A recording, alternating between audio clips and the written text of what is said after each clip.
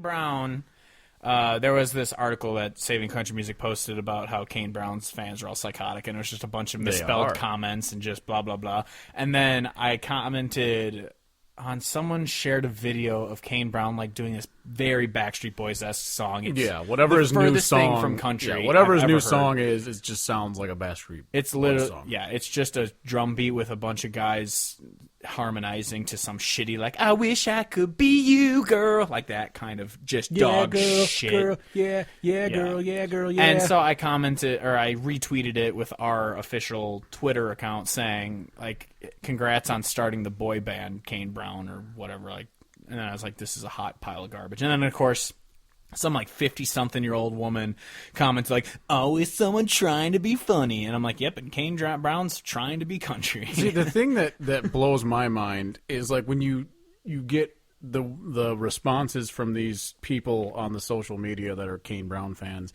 You go to their page and it's literally just tweets and tweets and tweets of nothing but Kane Brown shit, like photos and and I don't understand that for like any band, because like as we have discussed many times on this podcast, I fucking huge Cody Jinks fan. He is the best name in country music. Yeah, and I am a huge fan. Like I go out of my way to read shit about him, and you know, like as soon as his music leaks, I'm running out there trying to find it, and I'm retweeting shit related to him. Yeah. But my entire timeline is not just anything that's ever referenced, and I'm not going out trying to find someone who badmouths him and just be like, "Yeah, well, fuck you, bro." Yeah, and you don't have like future Mrs. Cody Jinks in your like bio and shit like that. And just oh my god, and they're just absolute crazy people. Yeah, and then it was so funny because this lady, she's the one who commented back at me, and I was just tearing her down, and she's just like, "Oh, Kane Brown's the greatest, and I support him," and all this shit. And then there were just more comments by people, and they're all like AARP age white women, and it's just like, is this like your cougar fantasy? Like you're gonna bang this younger dude? Like it doesn't make any sense. And then like the one person commented back like, you know, a bunch of shit about like, you know, this many million views on this and this many likes and whatever, you know, so he's doing something right. Defense? Yeah, exactly. and then she was like, "Well, don't bother going to my page because it's 99% Kane Brown." Oh, I went to it, and it's not 99% Kane Brown. It's 155% Kane Brown. Their walls. How I described it when we were texting was, it looks like a serial killer's like wall in their house with like the red strings and the eyes cut out. Exactly. Like, it looks. Their pages look like that. They are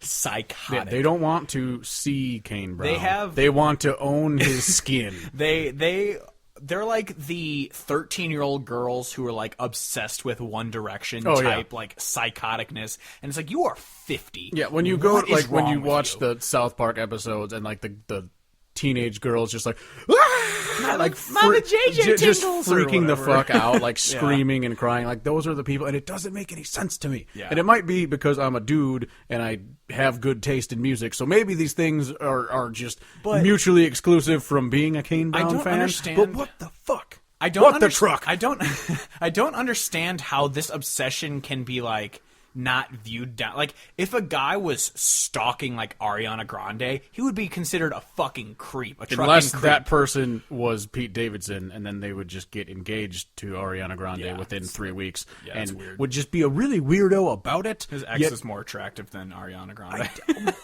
So I don't know anything about anything in popular culture. I don't care, but however, the fuck? Yeah.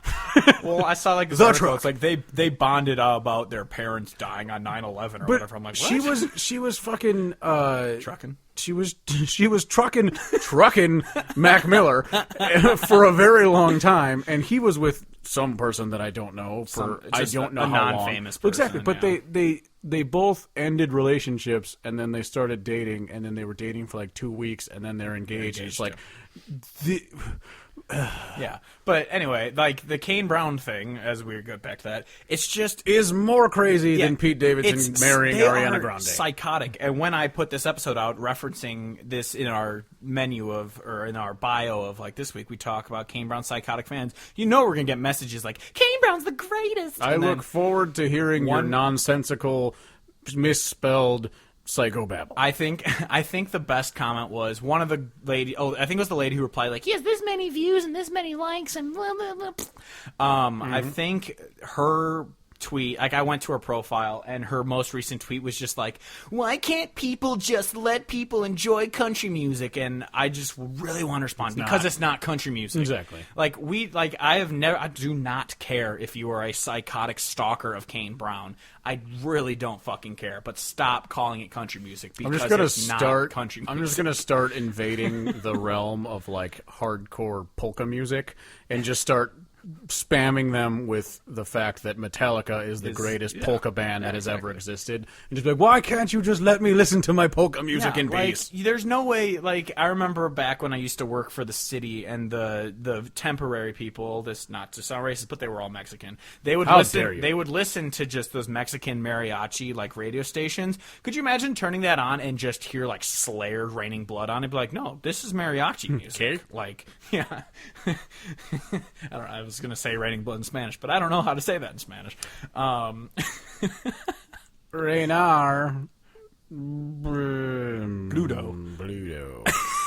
But like, I didn't take the Spanish. I just hate because it's what was it? AJ McLean's fucking song just being torn apart. It's like it's finally going to show that he thinks that anyone can just say their country and that we're just dumb enough to accept it. Because I feel like that's probably what it is, that people think country fans are just so stupid that they'll accept anything as country music. Because although to be fair, they were right up until this AJ McLean song. But then because everything up until this point, everyone had to be like, yeah, well, genres change and but then we finally hit the point of no return, which is apparently just writing a terrible song that sounds terrible and is just terrible and terrible. Yeah. And apparently this is more terrible than the terrible things that have already happened. Even Whiskey All Country is great country riff said like this is a shitty song. And then these pop country radio stations are like, I'm like okay with the contemporariness, which is still wrong, but they're like, but this is just bad. Like, and I'm like, I'm glad that people are finally realizing that yes, this is shitty. And honestly, I think though the only reason that they're responding that way is because of the fact that he's a Backstreet Boy dude who then said, I'm going to disrupt country music. Yeah. If someone had recorded and released this exact same terrible song, but they were a person who were just trying to break into country. If it was just Sam Hunt. Yeah, they would have had no problem with it. I really believe that for some reason people decided, the people who defend the terribleness that is in the radio these days, I feel like for some reason they picked this as the line that they were going to draw. Yeah. Just to say that they have a line, I guess. Yeah, probably. But I don't think that this is really going to mean anything. I don't think they're going to start being like, wait, you know what? I'm going to start valuing good songwriting. It's just weird. I just think they're like, no, not this guy. It's just weird because just recently Cody Johnson signed to a major label rather than him being his Kojo Enterprises or whatever the fuck it is. Truck it is. Truck. Then it was Sam Hunt name dropping Tyler Childers, which is sacrilege, but it's still. Well, it's like, yeah, okay, you're just proving further to my point that you know what country music exactly is. What he's doing. You just don't make it. It's the fact. Why is it so hard for people just to be like, yeah, no, I get it. It's not country. They want to lie and say, because they want to monetize it. And the second they say this isn't country, we're just using you to make pop music, it's going to go downhill. Or people are just going to start switching over to a new radio Because station. The problem is, as soon as they admit that it's not country, then they have to compete with the likes of like Taylor Swift and fucking trucking random other person who's super famous. My brain's already broken. And I can't even think of, but like Katy Perry or whatever. And I just don't see how country radio could ever come back from this, because what are they going to do? They're just going to cut off Walker Hayes, Sam Hunt, and all this shitty music, and suddenly they're just going to be like, guess what? Now we're playing Cody Jinks, Whitey Morgan, Cody Johnson, American Queer. Like, what? Are they just going to suddenly start playing that on the radio? Like, just cut the top 40 off and then start it again? I legitimately believe that the radio as a thing, it's already starting to be phased out. People are using streaming platforms, and people are listening in different ways,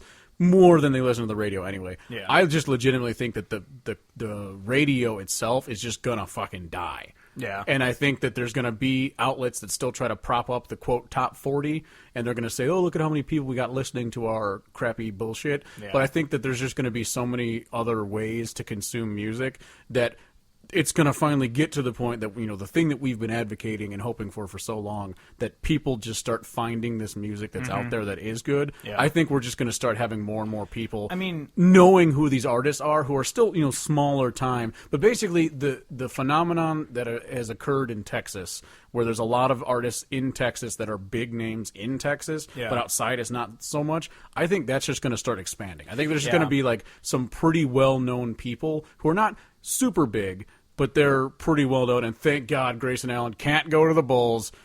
We're great. Thank God. We're the best around. Yeah. The Bulls have the next pick, but Grayson Allen got picked before it, so that means he can't be on the Bulls. Watch, they're going to fucking trade for him, those bastards. But no, yeah, I agree. Well, because the one thing is that Spotify, they just have to stop getting paid by these labels to put their shitty songs on their, like, hot country playlist, quote unquote. Yes. But what it is I think the related stuff will start coming through, and I do see people just kind of, like, how American Aquarium, they just went number 1 on the Heat Seekers chart. They charted on the country. Like, they're getting there. Well, that's what I'm saying. So I think what is really going to happen is these artists that are really good but don't really have a big following are just going to slowly get a little bigger, and people are going to start realizing how much good music is out there. Yeah. And so these outlets that are just churning out the bullshit, people are going to just stop paying attention because they're like, well, I don't like this. Yeah. Like there's people that will listen to the garbage because for some reason terrible bullshit sells like crazy. Yeah. But there's going to be people that like that. But I think what's really going to happen is there's going to be this whole alternative market thing. And it's going to be more people are going to end up turning to alternative things. So the individual artist may not get nearly as big, so you'll still have your superstars who suck. But there's just going to be a better appreciation and knowledge of these smaller time artists. At least that's what I hope. Otherwise, it's going to do a full rebound 360, and anyone who makes good music is going to get drawn and quartered in the streets, and we're going to have to be forced listen to Sam Hunt until we die. Well, what country radio needs to realize, or the corporations behind the labels and all that shit, is they need to realize that they need to just accept that this is pop music, and because, yes, country radio won't be as prominent if it doesn't have these pop artists on the network. Who gives a shit? Because the people who want to hear country music are gonna listen. The CMAs aren't relevant anymore. The CMT awards, the ACMs, the ASS, the FUKs. Yes. None of them fucking matter anymore. Trucking matter anymore. Sorry, censored. This is a family show.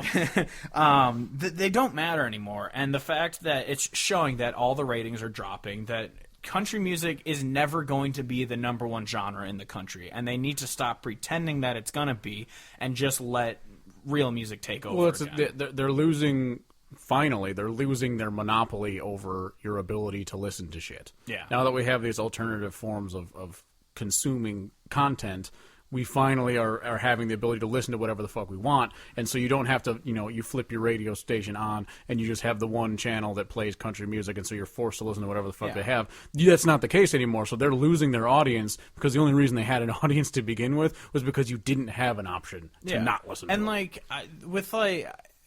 But the thing is even back then, the options you had were deep. Because I still remember the first time I heard Lee Brice before what's the big one of his? The fucking Love Like Crazy. Before that one charted, I saw it on GAC, and I was like, this is a good fucking song. And I also saw Sunday Best's Home on GAC, and I was just like, who are these guys? And I started listening to Sunday Best because of it, and I was like, this is crazy.